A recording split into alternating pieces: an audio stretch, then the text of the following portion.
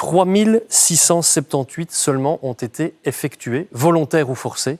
Cela fait un retour volontaire ou forcé sur 7 ordres de quitter le territoire. Il y a énormément il y a des personnes effectivement qui sont en séjour irrégulier en Belgique, mais une fois qu'on a émis un ordre de quitter le territoire, c'est faux de penser que du jour au lendemain, on peut ou on doit quitter le territoire. Il faut voir avec le pays d'origine, déjà quelles sont les conditions, les possibilités. Je crois que c'est important de revenir sur les chiffres et ceux qui ont été évoqués tout à l'heure, les 660 personnes radicalisées en question.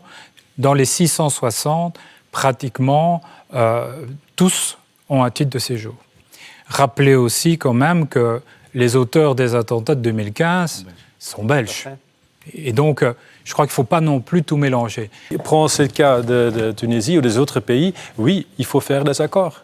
Et c'est ce qu'on dit déjà des années qu'on il faut être deux pour faire un accord. Et si la Tunisie vous dit non? Avec M. Franken, dans le passé, il y avait des voyages dans la Tunisie et d'autres pays pour faire des accords. Et là, ça produisait des résultats, beaucoup plus qu'aujourd'hui. Maintenant, le gouvernement Fivaldi ne produit aucun résultat. Au cas du asile et migration, c'est le chaos complet. Et ce n'est pas seulement la NVA qui le dit, mais aussi les experts, même les experts de gauche, qui disent que c'est le chaos complet. C'était jamais aussi grave que maintenant, l'asile et migration. En attendant, si l'ordre de quitter le territoire avait été respecté en 21, M. Lassoued, l'auteur des attentats, n'aurait pas commis l'attentat il y a 2 jours parce qu'il aurait été expulsé.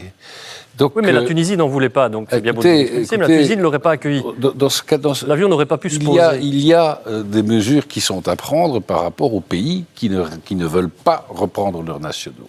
On doit peser sur les éléments de coopération au développement. On doit peser par rapport au volume de visas qu'on octroie. Certes, les Belges, majoritairement, veulent que les expulsions se fassent, mais en même temps, en général, ils sont contre les visites domiciliaires, ce qui pourtant est nécessaire si vous voulez aller dans la logique du fait d'aller chercher les gens chez eux pour les enfermer et les expulser.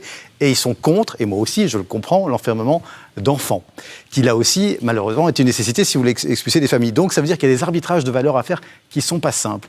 Et en effet, il y a un grand débat à avoir. Moi je crois qu'on doit simplement être beaucoup plus ferme sur les gens qui sont dangereux, qui ont un profil radical, qui visiblement ne se sentiront pas dans nos valeurs, mais qu'on doit avoir une ouverture vis-à-vis des gens qui sont déjà ici, qui souvent parfois travaillent, en plus dans des métiers en pénurie, et qu'on doit être un peu plus pragmatique.